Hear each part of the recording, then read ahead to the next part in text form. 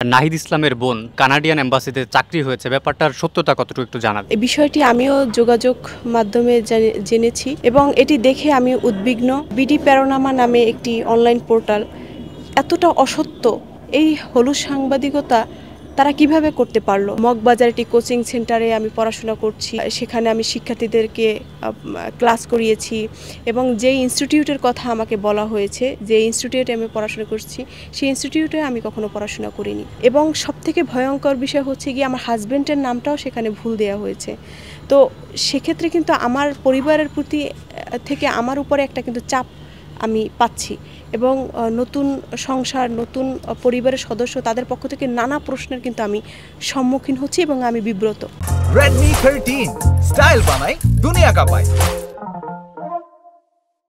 যে প্রজ্ঞাপনটা যে জারি করা হয়েছে এটা অসত্য, যে নিয়োগটা দেয়া হয়েছে সেটা অসত্য এবং সেখানে যে কলামটা লেখা হয়েছে টোটালটাই হচ্ছে গিয়ে অসত্য। নেপথ্যে বা পেছনে কারা থাকতে পারে বলে আপনি আসলে মনে করছেন? আমি মনে করছি যারা রাজনৈতিকভাবে গণ অধিকারকে প্রতিপক্ষ মনে করে এবং ফাতিমা তাসনিমকে যারা প্রতিপক্ষ মনে করে, তারাই আসলে এই কাজগুলো করছেন। একটি বিদেশি গণমাধ্যমে আপনি কথা বলেছিলেন, তখন আপনি নাহিদকে ভাই বলে সম্বোধন করেছিলেন। আপনারা আসলে আদৌ ভাই বোন কিনা?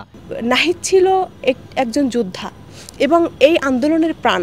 ও যখন 21শে জুলাই অসুস্থ হয়ে হসপিটালে ভর্তির জন্য গিয়েছিল, তো আমি ডক্টর জাফরুল্লাহ স্যারের সাথে দীর্ঘদিন যাবৎ কাজ করার সুযোগ পেয়েছি, আমার সৌভাগ্য হয়েছে। আমি আমাদের গণ অধিকার পরিষদের যে ছাত্র সংগঠন রয়েছে, ছাত্র অধিকার পরিষদ, ওই ছাত্র অধিকার পরিষদের কিছু ছাত্রদেরকে নিয়ে ওখানে আমি ভর্তি ছিলাম। ঠিক ওই সময় আমার মুঠোফোনে একটি ফোন আসে, নাহিদ হসপিটালের নিচে, ওকে ভর্তি করাতে হবে।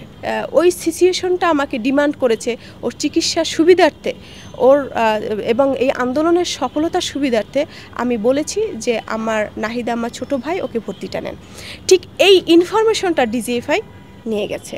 ডিজিএফআই যখন রিসিপশনে জিজ্ঞেস করেছেন যে নাহিদকে কে ভর্তি করিয়েছে, সকল তথ্য যখন নেওয়ার জন্য তারা সিসি ফুটেজ ঘেটে দেখেছে যে ফাতেমা তাসনিম নাহিদকে ভর্তি করাচ্ছে। তো ফাতেমা তাসনিমটা কে, কি বলে বলছে তার ভাই হয়। নাহিদ, আসিফ মাহমুদ এবং তাবাসসুম, নুসরাত তাবাসসুম, এরা আমাদের ছাত্র সংগঠনের ঢাকা বিশ্ববিদ্যালয়ের শাখার কমিটিতে ছিলেন। তো সেই জায়গা থেকে আমি তাদেরকে স্নেহ করতাম, তারা আমাকে বড় বোন হিসেবে রেসপেক্ট করতো। ভাই বোনের একটা সম্পর্ক কিন্তু আমাদের ছিল।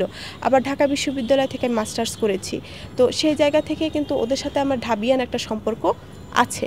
তো সর্বোপরি ওর বিপদ, ওর সমস্যা, ও যোদ্ধা, তাহলে ওকে সেভ করার কিন্তু আমি বড় বোন হিসেবে আমার দায়িত্ব।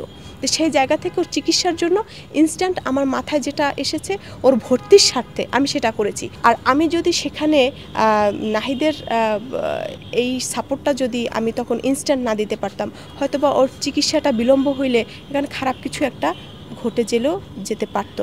যেহেতু ওর আব্বু আম্মু সেখানে ছিল না, ওর ওয়াইফ ছিল আর ও ছিল, আর ওয়াইফ অনেক প্যানিক হয়ে গিয়েছিলেন এবং ওর হাজব্যান্ডের এত খারাপ অবস্থা দেখে ওর মানে ব্রেন ওইভাবে করে ফাংশন করছিলেন না, সে স্তম্ভ হয়েছিলেন এবং স্তব্ধ হয়েছিলেন। যার কারণে হচ্ছে গিয়ে কিছুটা আমি ওকে সহযোগিতা করেছি এবং 26 তারিখে যখন ওকে তুলে নিয়ে যাওয়া হয়, ঠিক ওই মুহূর্তে আমার কাছে মনে হয়েছে যে এইবার হয়তো বা মেরেও ফেলতে পারে।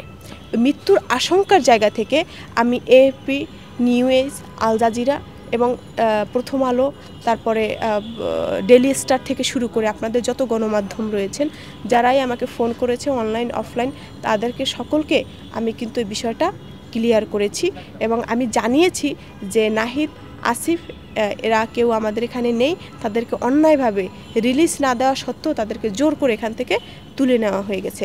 আমার কাছে মনে হয়েছে যতক্ষণ পর্যন্ত এই বিষয়টা সমাজ, মানুষ, বাহিরের রাষ্ট্রের মানুষগুলো, গণমাধ্যমগুলো না জানবে, ততক্ষণ পর্যন্ত ওদের জীবন শঙ্কার বিষয় আছে। কিন্তু যখন সবাই মানুষটি জানবে, সব জনগণ জানবে এই ইনফরমেশন, তখন তারা চাইলে ওকে মেরে ফেলতে পারবে।